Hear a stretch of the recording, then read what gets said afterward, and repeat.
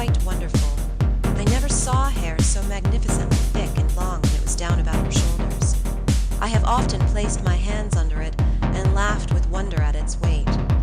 It was exquisitely fine and soft, and in color a rich, very dark brown with something of gold. I loved to let it down, tumbling with its own weight, as in her room she lay back in her chair talking in her sweet little voice. I used to fold and braid it, and spread it out and play with it. Heavens, if I had but...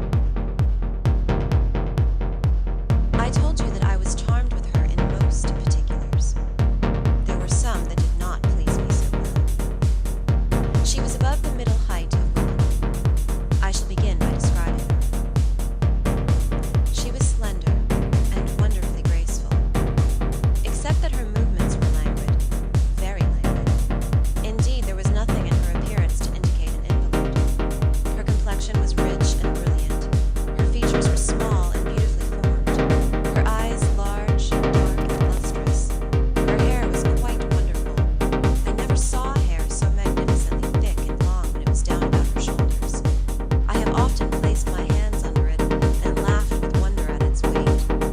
It was exquisitely fine and soft, and in color a rich, very dark brown with something of gold. I loved to let it down, tumbling with its own weight, as in her room she lay back in her chair talking in her sweet little voice. I used to fold and braid it, and spread it out and play with it. Heavens, if I had but known all. I said there were particulars which did not please me. I have told you that her confidence won me the first night I saw her, but I found that she exercised with respect to herself, her mother, her history, everything in fact connected with her life, plans, and people, an ever-wakeful reserve. I dare say I was unreasonable. Perhaps I was wrong. I dare say I ought to have respected the solemn injunction laid upon my father by the stately lady in black velvet. But curiosity is a restless and unscrupulous passion, and no one girl can endure with patience that her should be baffled by another. What harm could it do anyone to tell me what I so ardently desired to know? Had she no trust in my good sense or honor? Why would she not believe me when I assured her so solemnly that I would not divulge one syllable of what she told me to anyone breathing? There was a coldness, it seemed to me, beyond her years, in her smiling, melancholy, persistent refusal to afford me the least ray of light. I cannot say we quarreled upon this point, for she would not quarrel upon any. It was, of course, very unfair of me to press her, very ill-bred, but really I could not help it, and I might just as well have let it alone. What she did tell me amounted, in my unconscionable estimation, to nothing. It was all summed up in three very vague disclosures. First, her name was Carmilla. Second, her family was very ancient and noble. Third, her home lay in the direction of the west. She would not tell me the name of her family, nor their armorial bearings, nor the name of their estate, nor even that of the country they lived in. You are not to suppose that I worried her incessantly on these subjects. I watched opportunity, and rather insinuated than urged my inquiries. Once or twice, indeed, I did attack her more directly, but no matter what my tactics, utter failure was invariably the result. Reproaches and caresses were all lost upon her. But I must add this, that her evasion was conducted with so pretty a melancholy in deprecation, with so many and even passionate declarations of her liking for me, and trust in my honor, and with so many promises that I should at last know all, that I could not find it in my heart long to be offended with her.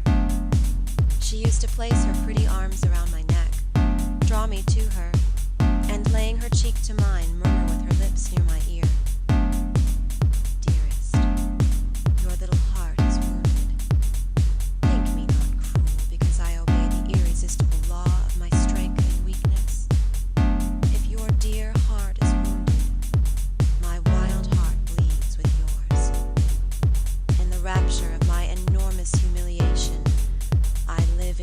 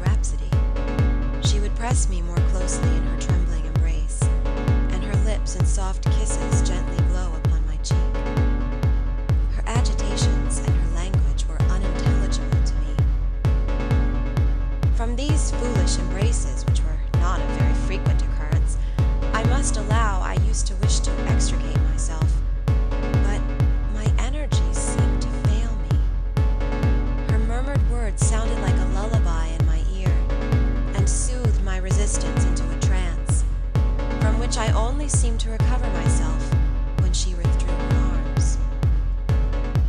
In these mysterious moods, I did not like her.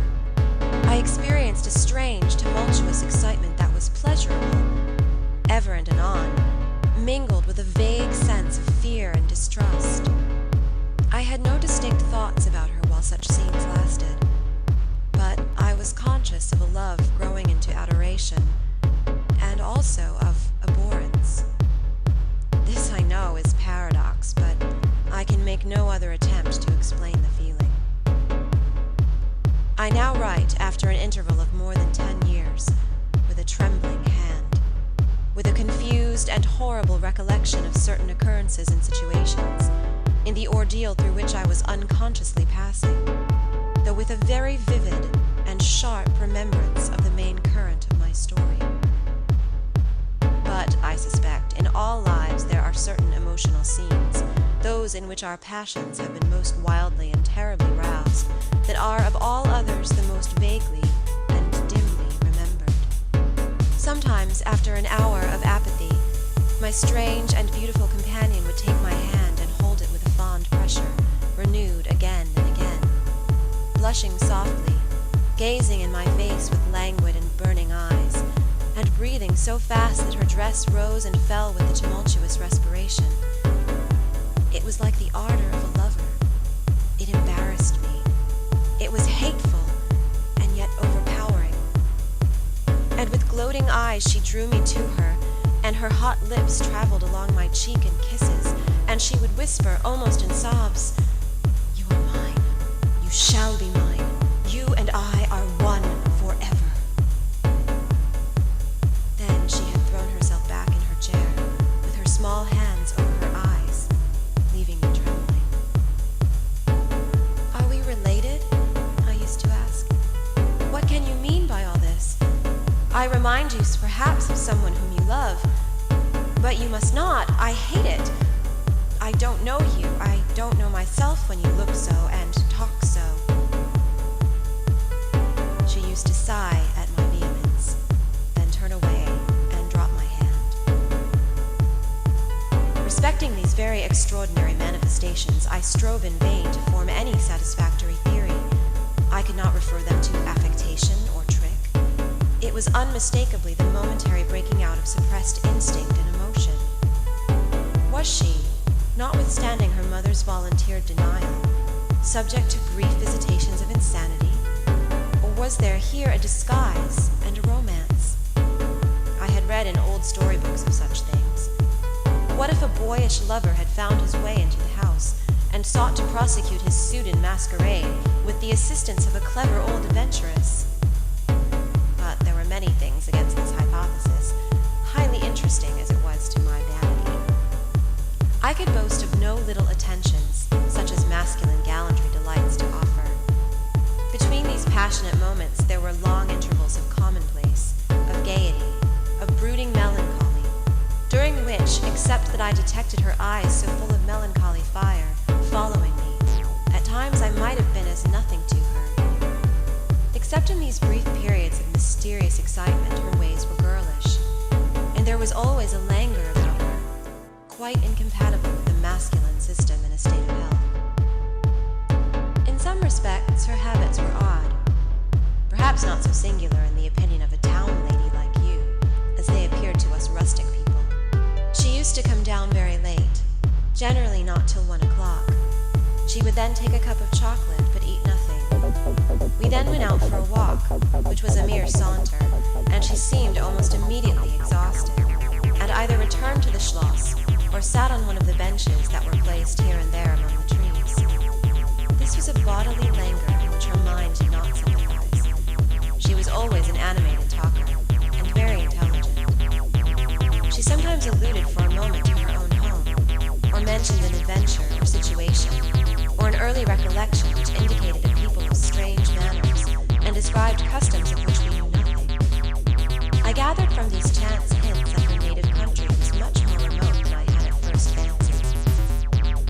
As we sat thus one afternoon under the trees, a funeral passed us by. It was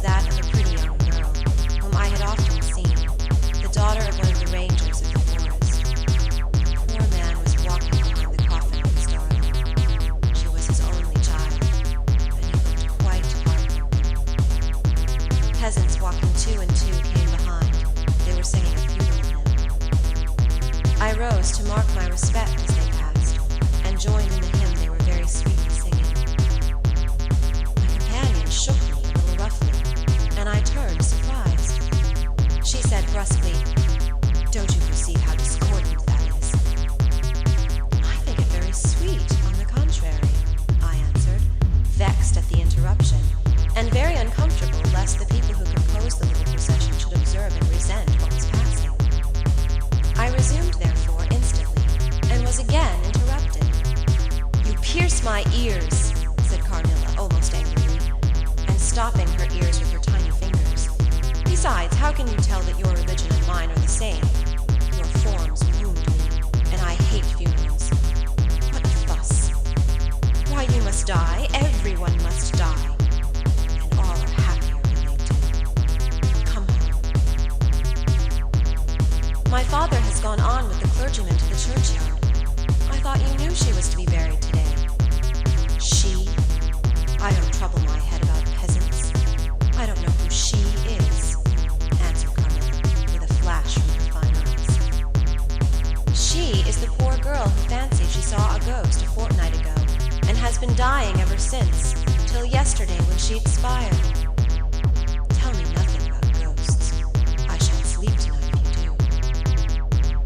"I hope there is no plague or fever coming. All this looks very like it," I continued. "The swineherd's young wife died only a week ago, and she thought something seized her by the throat as she lay in her bed and nearly strangled her. Papa says some horrible fancies do accompany some forms of fever. She was quite well the day before. She sank afterwards and died before a week. Well, her funeral is over, I hope, and her hymn sung, and our ears shan't be tortured with that discord and jargon. It has made me nervous. Sit down here, beside me. Sit close. Hold my hand. Press it hard. Hard. Harder." We had moved a little back and had come to another seat.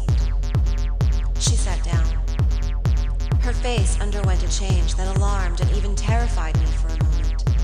It darkened and became horribly livid. Her teeth and hands were clenched, and she frowned and compressed her lips while she stared down upon the ground at her feet and trembled all over with a continued shudder as irrepressible as ague. All her energy seemed strained to suppress a fit, with which she was then breathlessly tugging. And at length a low, convulsive cry of suffering broke from her, and gradually the hysteria subsided. "There, that comes of strangling people with hymns," she said at last. Hold me still. It is passing away." And so gradually it did, and perhaps to dissipate the somber impression which the spectacle had left upon me, she became unusually animated and chatty, and so we got home.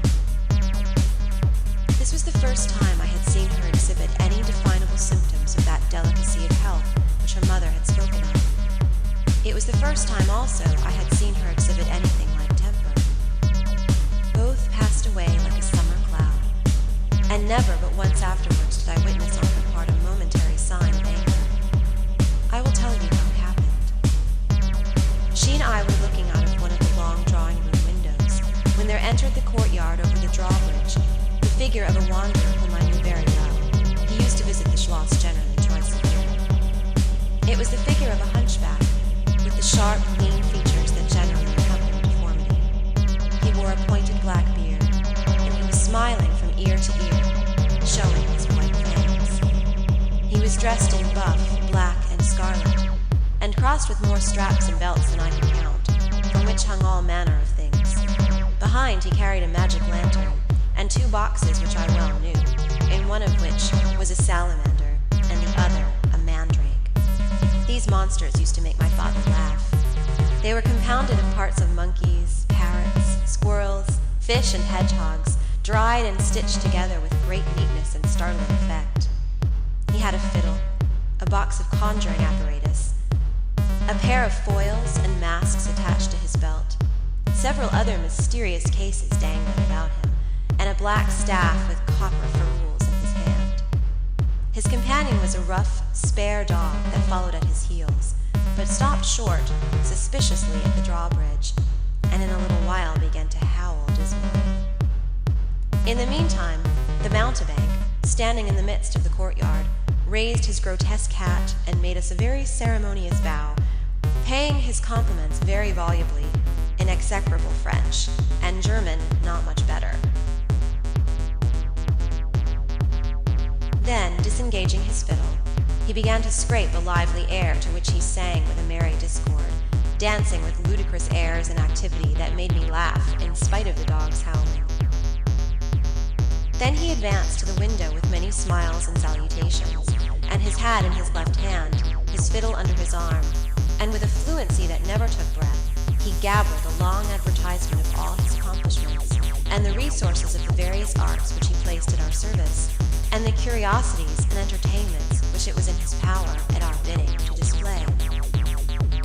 "Will your ladyships be pleased to buy an amulet against the umpire, which is going like a wolf, I hear, through these woods?" he said, dropping his hat on the pavement.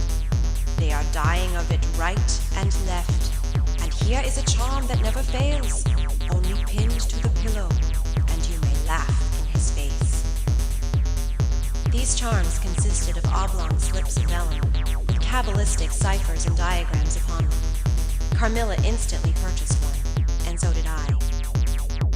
He was looking up, and we were smiling down upon him, amused. At least I can answer for myself.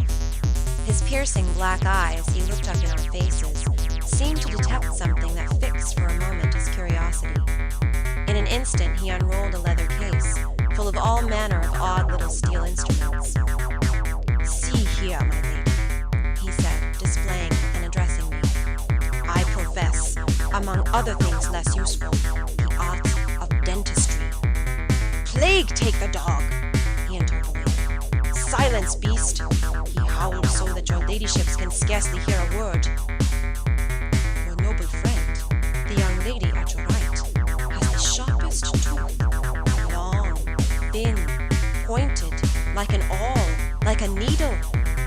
With my sharp and long sight, as I look up, I have seen it distinctly. Now, if it happens to hurt the young lady, and I think it must, here am I. Here are my file, my punch, my nippers. I will make it round and blunt if her ladyship pleases. No longer the tooth of a fish, but of a beautiful young lady as she is.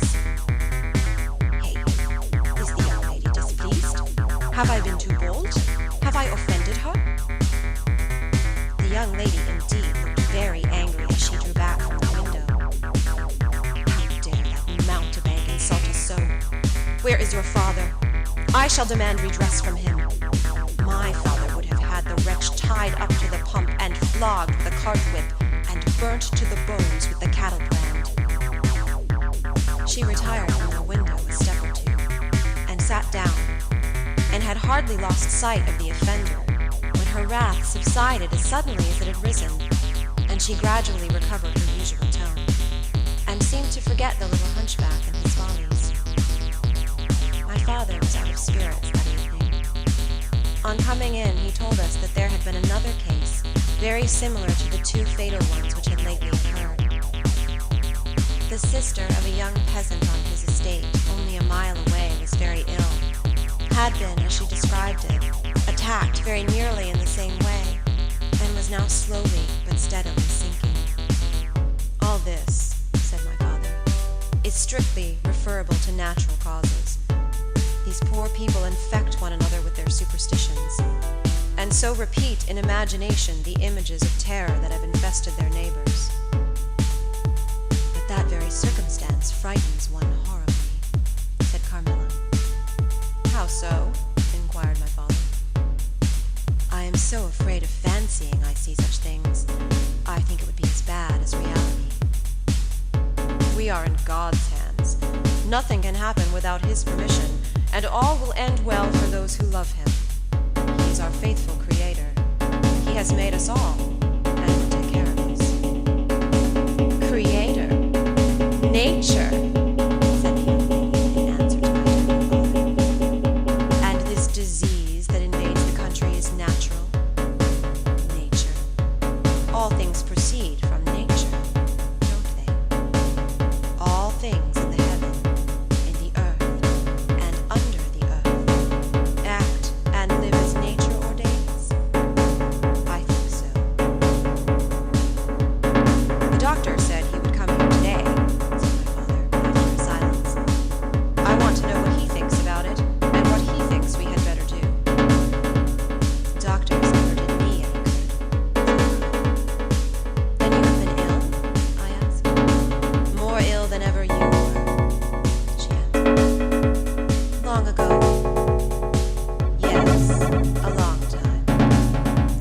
suffered from this very illness, but I forget all but my pain and weakness, and they were not so bad as I've suffered in other diseases.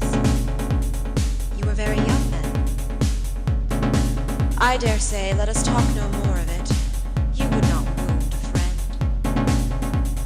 She looked languidly in my eyes, and passed her arm round my waist lovingly, and led me out of the room. My father was busy over some papers near the window. "Why does your papa like to frighten us?" said the pretty girl with a sigh and a little shudder. "He doesn't, dear Carmilla. It is the very furthest thing from his mind." "Are you afraid, dearest?" "I should be very much if I fancied there was any real danger of my being attacked as these poor people were." "You are afraid to die?" "Yes, everyone is. But to die as lovers may, to die together, so that they may live together. Girls are caterpillars while they live in the world, to be finally butterflies when the summer comes. But in the meantime, there are grubs and larvae. Don't you see? Each with their peculiar propensities, necessities, and structure. So says Monsieur Buffon in his big book, in the next room. Later in the day, the doctor came and was closeted with Papa for some time. He was a skillful man of 60 and upwards. He wore powder and shaved his pale face as smooth as a pumpkin. He and Papa emerged from the room together, and I heard Papa laugh and say as they came out, "Well, I do wonder at a wise man like you. What do you say to hippogriffs and dragons?" The doctor was smiling and made answer, shaking his head. "Nevertheless, life and death are mysterious states, and we know little of the resources of either." And they walked on, and I heard no more. I did not then know that the doctor had been approaching, but I think I guessed it. This evening there arrived from Graz the gray, dark-faced son of the picture room, with a horse and cart laden with 2 large packing cases, having many pictures in each. It was a journey of 10 leagues, and whenever a messenger arrived at the Schloss from our little capital of Graz, we used to crowd about him in the hall to hear the news. This arrival created in our secluded quarters quite a sensation. The cases remained in the hall, and the messenger was taken charge of by the servants till he had eaten his supper. Then, with assistance, and armed with hammer, ripping chisel, and turn screw, he met us in the hall, where we had assembled to witness the unpacking of the cases. Carmilla sat looking listlessly on, while one after the other the old pictures, nearly all portraits which had undergone the process of renovation, were brought to light. My mother was of an old Hungarian family, and most of these pictures, which were about to be restored to their places, had come to us through her. My father had a list in his hand from which he read, as the artist rummaged out the corresponding numbers. I don't know that the pictures were very good, but they were undoubtedly very old, and some of them very curious also. They had, for the most part, the merit of being now seen by me, I may say, for the first time, for the smoke and dust of time had all but obliterated them. "There is a picture I have not yet seen," said my father. "In one corner at the top of it is the name, as well as I could read, Marcia Karnstein, and the date is 1698, and I am curious to see how it has turned out." I remembered it. It was a small picture about a foot and a half high, and nearly square, without a frame, but it was so blackened by age I could not make it out. The artist now produced it with evident pride. It was quite beautiful. It was startling. It seemed to live. It was the effigy of Carmilla. "Carmilla, dear, here is an absolute miracle. Here you are, living, smiling, ready to speak in this picture. Isn't it beautiful, Papa? And see, even the little mole on her throat." My father laughed and said, "Certainly it is a wonderful likeness." But he looked away, and to my surprise seemed but little struck by it, and went on talking to the picture cleaner, who was also something of an artist, and discoursed with intelligence about the portraits or other works, which his art had just brought into light and color, while I was more and more lost in wonder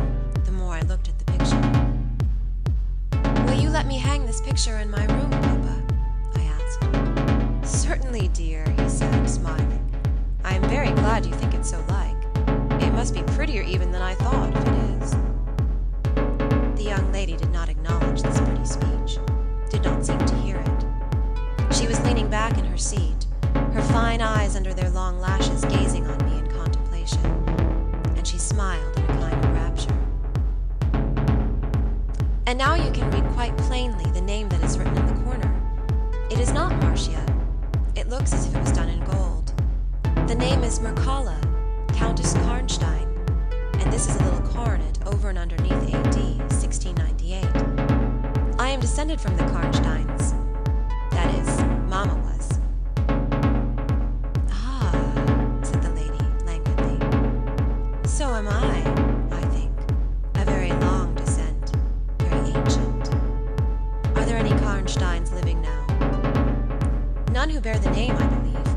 The family were ruined, I believe, in some civil wars long ago, but the ruins of the castle are only about 3 miles away." "How interesting," she said languidly. "But see, what beautiful moonlight." She glanced through the hall door, which stood a little open. "Suppose you take a little ramble around the court and look down at the road and river." "It is so like the night you came to us," I said.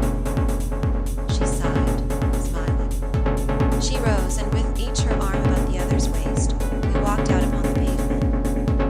In silence, slowly we walked down to the drawbridge where the beautiful landscape opened before us. "And so you were thinking of the night I came here?" She almost whispered. "Delighted,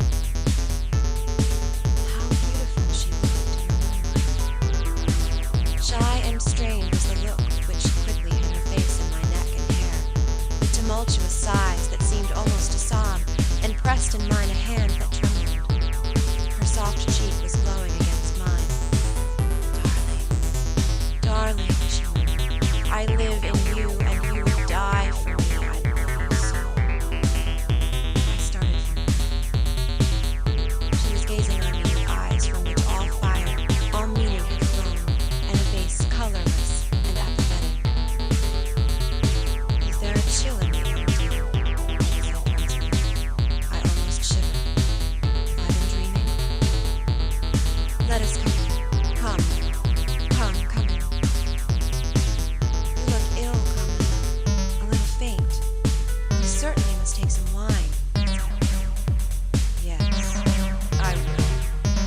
"I'm better now. I shall be quite well in a few minutes." "Yes, do give me a little wine," answered Carmilla as we approached the door. "Let us look again for a moment. It's the last time, perhaps, I shall see the moonlight with you. How do you feel now, Carmilla? Are you really better?"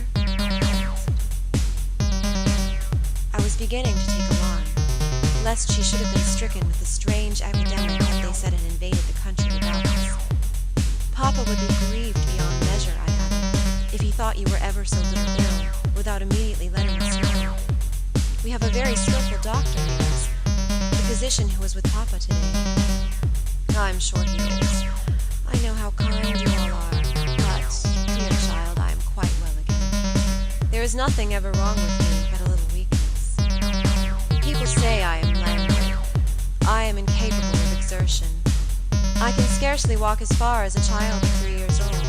And every now and then the little strength I have falters, and I become as you have just seen. But after all, I am very easily set up again.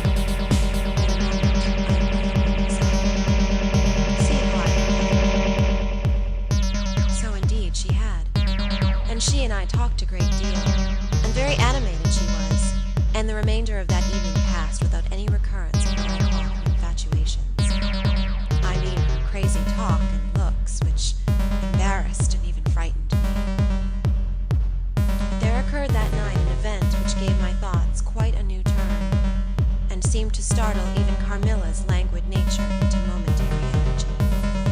When we got into the drawing room, and had sat down to our coffee and chocolate, although Carmilla did not take it, she seemed quite herself again, and Madame and Mademoiselle de la Fontaine joined us, and made a little card party, in the course of which Papa came in for what he called his dish of tea.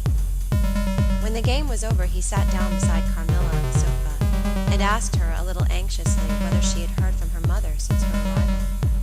She answered no. He then asked whether she knew where a letter would reach her at present. I cannot tell, she answered ambiguously, but I have been thinking of leaving you. You have been already too hospitable and too kind to me. I have given you an infinity of trouble, and I should wish to take a carriage tomorrow and post in pursuit of her. I know where I shall ultimately find her, although I dare not yet tell you. But you must not dream of any such thing, exclaimed my father, to my great relief. We can't afford to lose you so, and I won't consent to your leaving us except under the care of your mother, who was so good as to consent to your remaining with us till she herself should return. I should be quite happy if I knew that you heard from her, but this evening the accounts of the progress of the mysterious disease that has invaded our neighborhood grow even more alarming. And my beautiful guest, I do feel the responsibility, unaided by advice from your mother, very much. But I shall do my best. And one thing is certain, that you must not think of leaving us without her distinct direction to that effect. We should suffer too much in parting from you to consent to it easily. Thank you, sir, 1,000 times for your hospitality, she answered, smiling rationally. You have all been too kind to me. I have seldom been so happy in all my life before, as in your beautiful chateau, under your care, and in the society of your dear daughter. So he gallantly, in his old-fashioned way, kissed her hand, smiling and pleased at her little speech. I accompanied Carmilla as usual to her room, and sat and chatted with her while she was preparing for bed. Do you think, I said at length, that you will ever confide fully in me? She turned round, smiling, but made no answer, only continued to smile. You won't answer that? I said. You can't answer pleasantly. I ought not to have asked you. You are quite right to ask me that, or anything.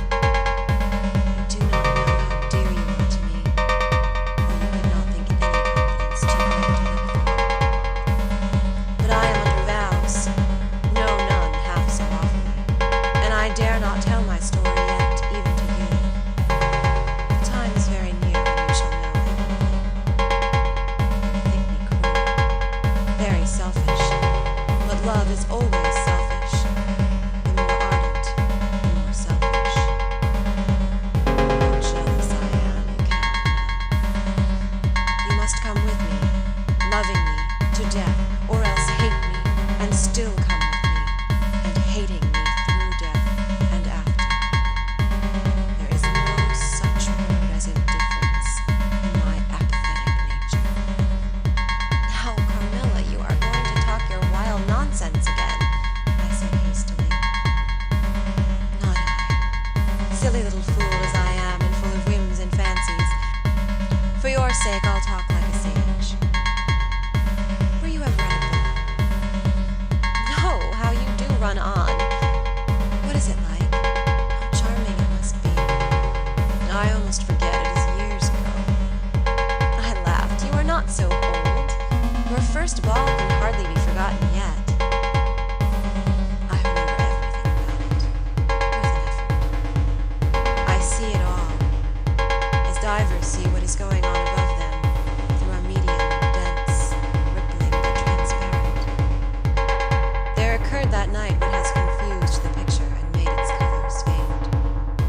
I was all but assassinated in my bed. Wounded here, she touched her breast, and never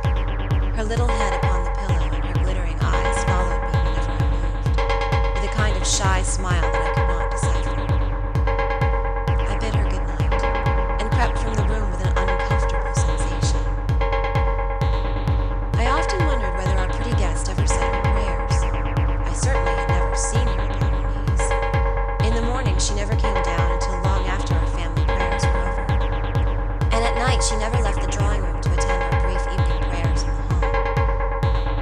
If it had not been that it had casually come out in one of our careless talks that she had been baptized, I should have doubted her being a Christian. Religion was a subject on which I had never heard her speak a word. If I had known the world better, this particular neglect or antipathy would not have so much surprised me.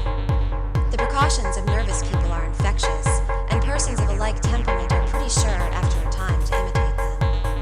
I had adopted Carmilla's habit of locking her bedroom door, having taken into my head all her whimsical alarms about midnight invaders and prowling assassins.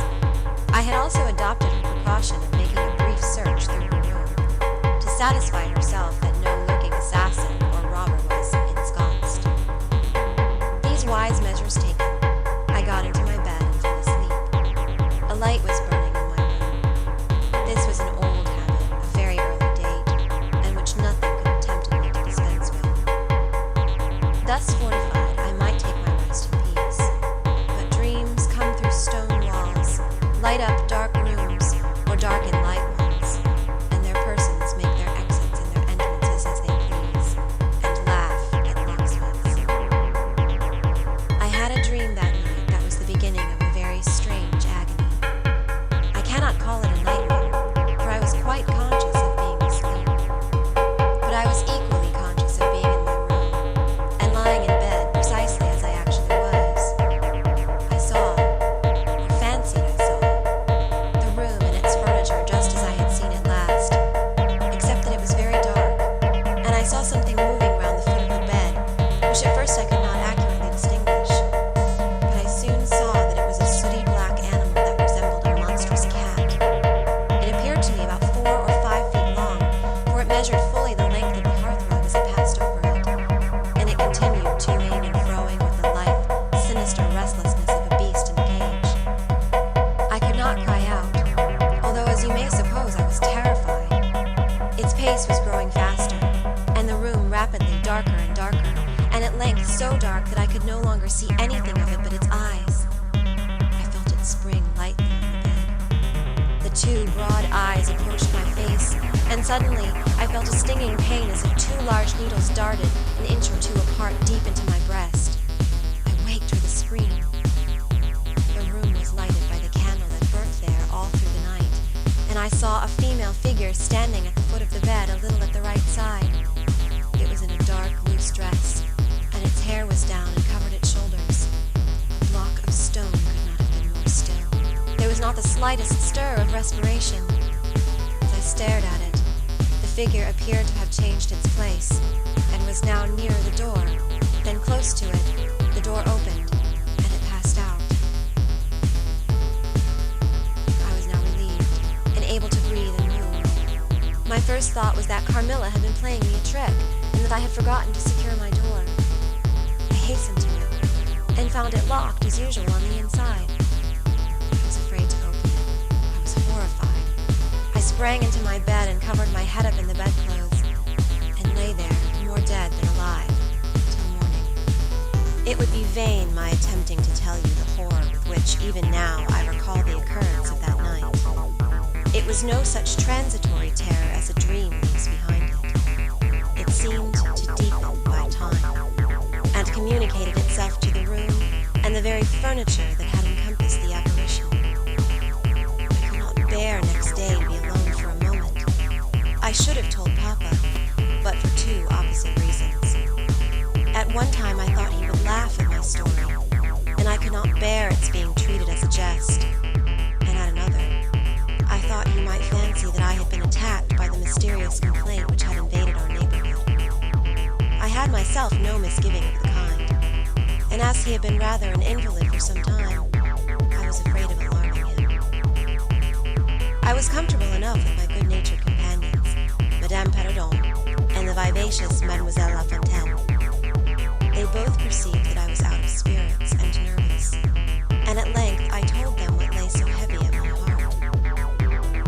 Mademoiselle laughed, but I fancied that Madame Perrodon looked anxious. "By the by," said Mademoiselle, laughing, "the long lime tree walk behind Carmilla's bedroom window is haunted." "Nonsense," exclaimed Madame, who probably thought the theme rather inopportune. And who tells that story, my dear? Martin says he came up twice when the old yard gate was being repaired before sunrise, and twice saw the same female figure walking down the Lime Tree Avenue. So well he might, as long as there are cows to milk in the river fields, said Madame. I dare say, but Martin chooses to be frightened, and never did I see fool more frightened.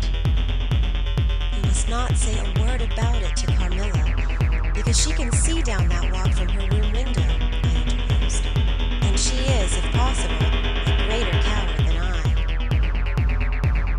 Carmilla came down rather later than usual that day. I was so frightened last night, she said, so soon as we were together. And I am sure I should have seen something dreadful if it had not been for that charm I bought from the poor little hunchback who I called such hard names. I had a dream of something black coming round my bed, and I awoke in perfect horror, and I really thought for some seconds I saw a dark figure near the chimney-piece. But I felt under my pillow for my charm, and the moment my fingers touched it, the figure disappeared, and I felt quite certain, only that I had it by me, that something frightful would have made its appearance, and perhaps throttled me as it did those poor people we heard of. Listen to me, I began, and recounted my adventure, at the recital of which she appeared horrified. And had you the charm near you? She asked earnestly.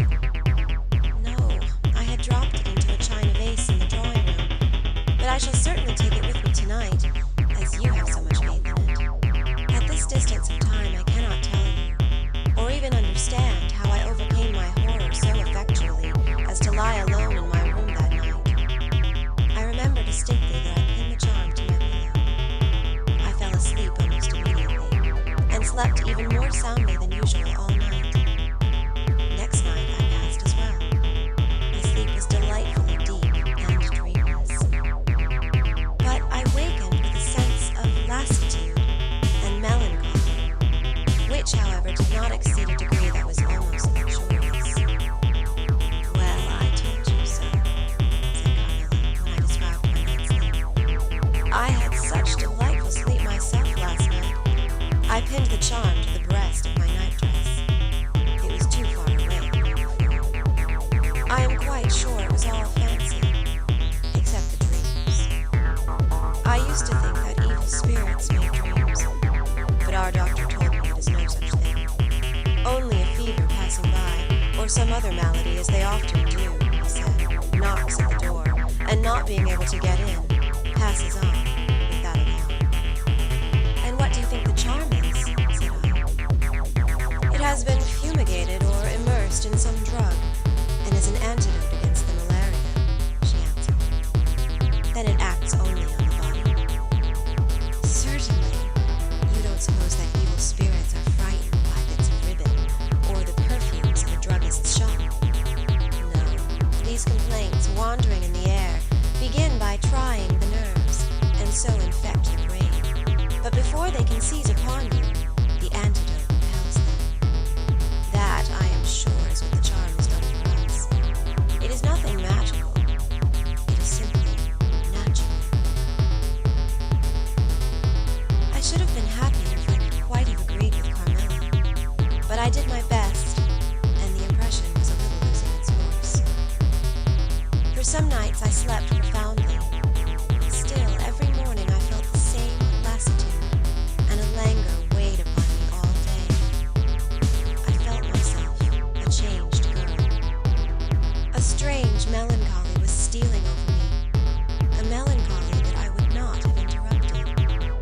Dim thoughts of death began to open, and an idea that I was slowly sinking took gentle, and somehow not unwelcome possession of me.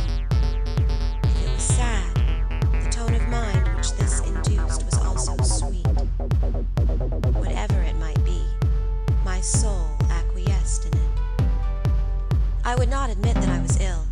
I would not consent to tell my papa, or to have the doctor sent for. Carmilla became more devoted to me than ever, and her strange paroxysms of languid adoration more frequent. used to gloat on me with increasing ardor, the more my strength and spirits waned. This always shocked me like a momentary glare of insanity.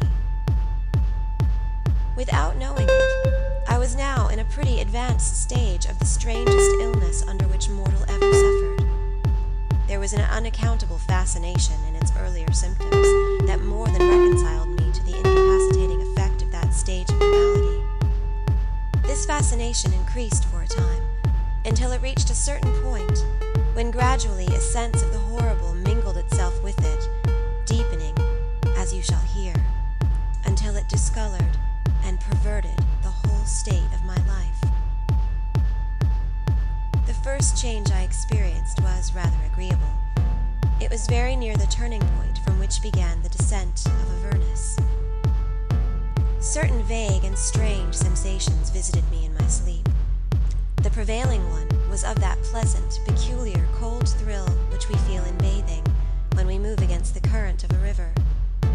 This was soon accompanied by dreams that seemed interminable, and were so vague that I could never recollect their scenery and persons, or anyone connected portion of their action. But they left an awful impression, and a sense of exhaustion, as if I had passed through a long period of great mental exertion and danger. After all these dreams there remained on waking a remembrance of having been in a place very nearly dark, and of having spoken to people whom I could not see, and especially of one clear voice, of a female's, very deep, that spoke as if at a distance, slowly, and producing always the same sensation of indescribable solemnity and fear. Sometimes there came a sensation as if a hand was drawn softly along my cheek and neck. Sometimes it was as if warm lips kissed me, and longer and more lovingly as they reached my throat. But there the caress fixed itself. My heart beat faster. My breathing rose and fell rapidly and full drawn. A sobbing that rose into a sense of strangulation supervened and turned into a dreadful convulsion in which my senses left me, and I became unconscious. It was now 3 weeks since the commencement of this unaccountable state. My sufferings had, during the last week, told upon my appearance. I had grown pale. My eyes were dilated and darkened underneath, and the languor which I had long felt began to display itself in my countenance. My father asked me often whether I was ill, but with an obstinacy which now seems to me unaccountable, I persisted in assuring him that I was quite well. In a sense, this was true. I had no pain. I could complain of no bodily derangement. My complaint seemed to be one of the imagination, or the nerves, and horrible as my sufferings were, I kept them, with a morbid reserve, very nearly to myself. It could not be that terrible complaint which the peasants called the upai, for I had now been suffering for 3 weeks, and they were seldom ill for much more than 3 days, when death put an end to their miseries. Carmilla complained of dreams and feverish sensations, but by no means of so alarming a kind as mine. I say that mine were extremely alarming. Had I been capable of comprehending my condition, I would have invoked aid and advice on my knees. The narcotic of an unsuspected influence was acting upon me, and my perceptions were benumbed. I am going to tell you now of a dream that led immediately to an odd discovery. One night, instead of the voice I was accustomed to hear in the dark, I heard one, sweet and tender, and at the same time terrible, which said, "Your mother warns you to be aware of the assassin."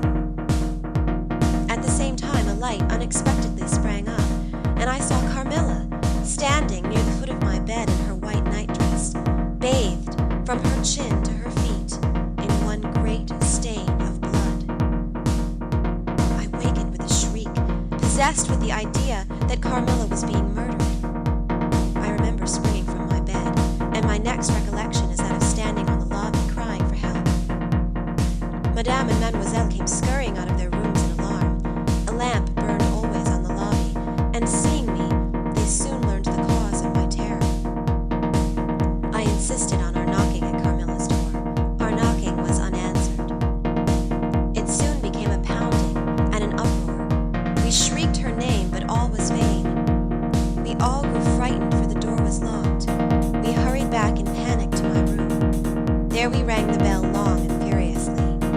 If my father's room had been at that side of the house, we would have called him up at once to our aid. But alas, he was quite out of hearing, and to reach him involved an excursion for which we none of us had courage.